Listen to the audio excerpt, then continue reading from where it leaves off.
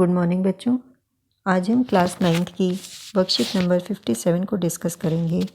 ये वर्कशीट 18 नवंबर 2020 के लिए शेड्यूल की गई है। ये वर्कशीट हमारे गुरुत्वाकर्षण चैप्टर की नेक्स्ट वर्कशीट है। इस वर्कशीट में आज का हमारा टॉपिक है गुरुत्वीय बल के प्रभाव में गति। बच्चों, आप सब बच्चे अब तक ये तो जान ही गए होंगे कि गुरुत्वाकर्षण बल या गुरुत्वीय बल के कारण वस्तुएं हमेशा पृथ्वी की ओर या नीचे की तरफ गिरती हैं। आज हम अपनी इस वर्कशीट में ये जानेंगे कि गुरुत्वीय बल के प्रभाव में निर्वात में वस्तुओं की गति तथा सामान्य परिस्थिति में वस्तुओं की गति में क्या अंतर है। निर्वात, बच्चों निर्वात क्या होता है? निर्वात एक ऐसा स्थान है जहाँ पर हवा अनुपस्थित होती है या हवा नहीं होती है। यदि मैं निर्वात में समान आकार की एक लोहे की और एक प्लास्टिक की गेंद को समान ऊंचाई से एक साथ नीचे गिराती हूँ तो कौन सी गेंद धरती पर पहले गिरेगी? तो ये आपकी लोहे की गेंद है और ये आपकी प्लास्टिक की गेंद है। यदि उनको समान ऊंचाई से एक साथ नीचे गिराया जाएगा तो कौन सी गेंद पहले गिरेगी? तो बहुत से बच्चों का आंसर क्या होना चाहिए? अधिकतर बच्चे ये कहेंगे कि लोहे की गेंद का द्रव्यमान अधिक होने की वजह से वो प्लास्टिक की गेंद से भारी है, इसलिए लोहे की गेंद पहले गिरेगी। लेकिन बच्चों ऐसा नहीं होता। ऐसा क्यों नहीं होता? आइए अब हम ये जानते हैं। पृथ्वी प्रत्येक वस्तु को गुरुत्वाकर्षण बल से खींचती है, जिससे वस्तुओं में गुरुत्वीय त्वरण उत्पन्न होता है। और गुरुत्वीय त्वरण जी जो है ये वस्तुओं के द्रव्यमान पर निर्भर नहीं करता। इसका मतलब क्या है बच्चों? कि नीचे की ओर गिरने वाली वस्तुओं में उत्पन्न जो गुरुत्वीय त्वरण है वो वस्तुओं के द्रव्यमान पर निर्भर नहीं करता। जी का मान सभी वस्तुओं में एक जैसा सभी वस्तुओं के लिए एक जैसा होता है। इसीलिए बच्चों प्लास्टिक की गेंद और लोहे की गेंद दोनों में उत्पन्न त्वरण जो गुरुत्वीय त्वरण है उसका मान समान रहेगा। निर्वात में दोनों गेंदें ही नहीं परंतु कोई भी वस्तु एक ही दर से नीचे गिरेगी। यानी कोई भी दो वस्तुएं जो निर्वात में नीचे की ओर गिराई जाती हैं वो दोनों एक साथ ही नीचे आएंगी। ऐसा होने का कारण क्या है? ऐसा इसलिए होता है बच्चों क्योंकि निर्वात में वायु नहीं होती। वायु की अनुपस्थिति में वस्तुओं की गति पर किसी भी प्रकार का कोई प्रतिरोध नहीं लगता। यदि यह गतिविधि हम सामान्य परिस्थिति में एक पंख और एक पत्थर के साथ करेंगे तो क्या होगा? धरती पर पत्थर का टुकड़ा पहले नीचे गिरेगा। ऐसा क्यों हुआ बच्चों? क्योंकि सामान्य परिस्थिति में हवा उपस्थित है और वह जो हवा है वो इन दोनों वस्तुओं पर प्रतिरोध लगाती है। और ये जो प्रतिरोध है, ये जो वायु का प्रतिरोध है, ये वायु का प्रतिरोध पंख पर जो वायु का प्रतिरोध लगता है वो पत्थर पर लगने वाले प्रतिरोध से अधिक होता है। इसी कारण पंख के गिरने की जो गति है वो धीमी हो जाती है।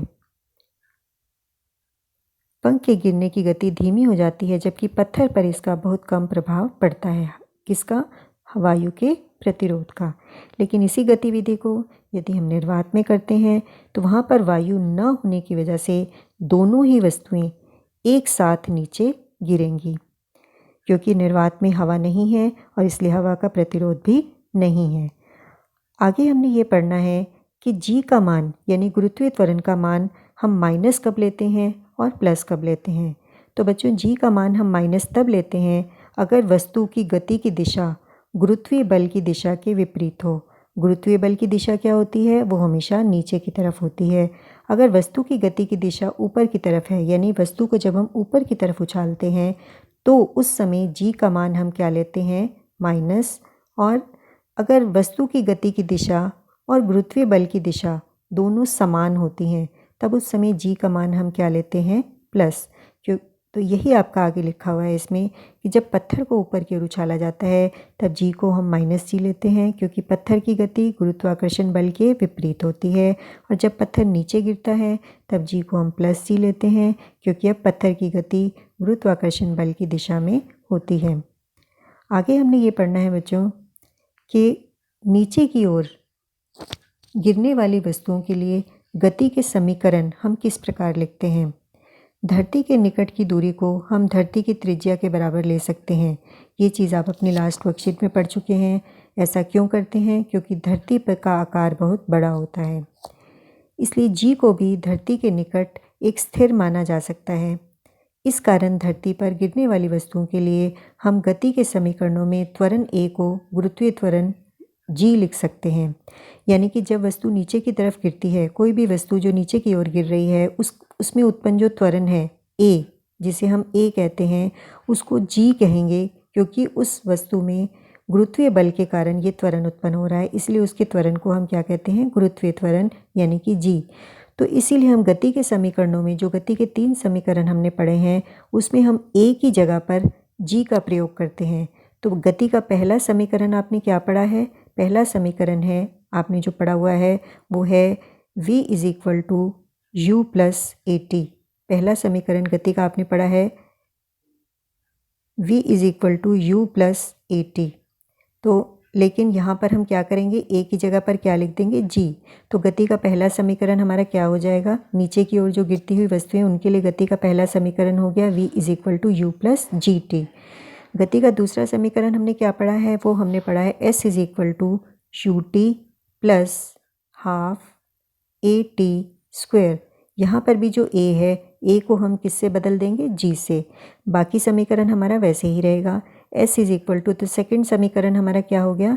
s is equal to u t plus half g t square. a के स्थान पर हमने क्या कर दिया? g।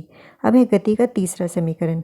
तो गति का तीसरा समीकरण हमने क्या पढ़ा हुआ है? हमने गति का तीसरा समीकरण पढ़ा है 2as is equal to v square minus u square.